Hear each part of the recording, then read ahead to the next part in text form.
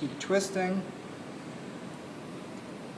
So you can see they're twisted and not one's wrapping around the other.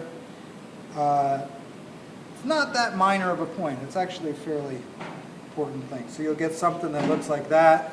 Give it a good twist at the end with your pliers, just so it's tight. And what that's going to do is it's going to keep the armature wire from collapsing when you're putting the clay on, and it really keeps it organized.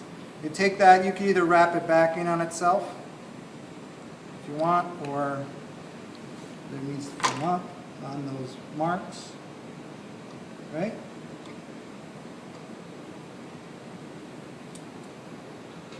Okay.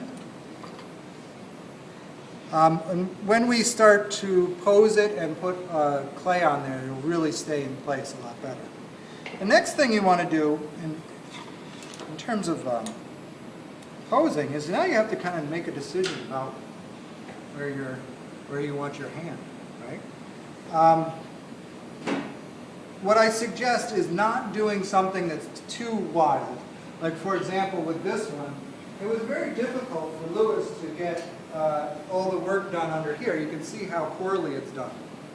Now you can kind of bend it over as you're working on it to get the back side, but then it's not really in pose when you're working on it.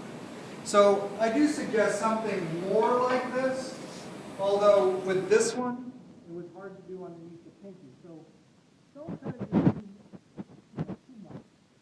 Something like this. You can have the hands closed, or the fingers close together, or whatever you can do, Vulcan thing.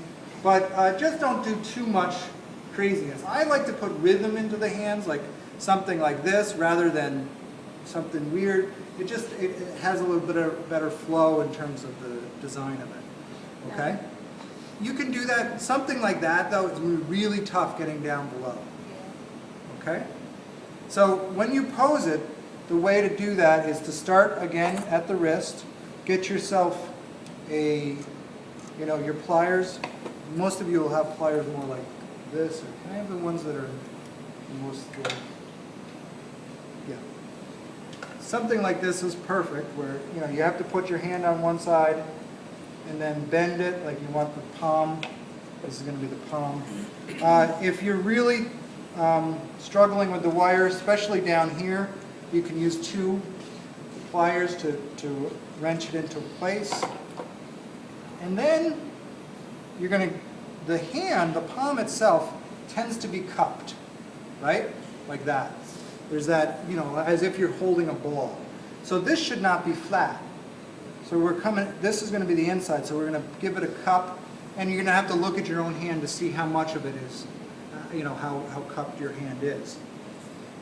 We'll pose off the thing. And then we're not going to give this like a curl. Like you're going to look at this and you're going to say, well, that's a curve. No, it's not a curve.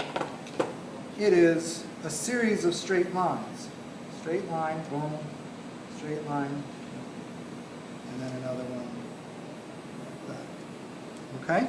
So that's how you'll get your curve, are these straight lines. All right? So you'll go like this. Now look at it. Another couple things that you would have learned if you had watched that video is that, after the cupping, now you'll notice that the hands, even though when they're out flat, they radiate, now as they come in, because of the angles of that cupping and of the joint itself, you'll notice that they're actually all coming into that center.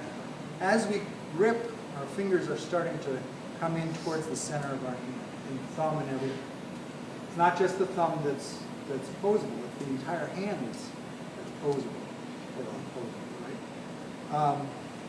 The other thing you'll notice as you're posing it, some of the things is that Larry's told you that the middle finger was the longest, and then the two generally are, the two outside are generally the same. The pinky's the smallest, and then the thumb, look how short the thumb is really. If you come out like this, the thumb is only right about halfway up. I usually think of that knuckle and this knuckle as being that last phalange, the last distal phalange is about the same length as the end of your metacarpals, right? And that's a kind of a general rule. It's not always, everybody has different hands.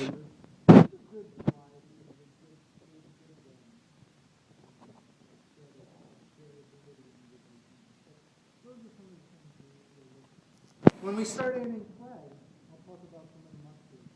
But for now, if you pay attention to what's in that, when you don't want your tree to look like it's twisted. And by making it straight, it's actually going to look twisted. It's actually going to look like it's twisted out by making it straight.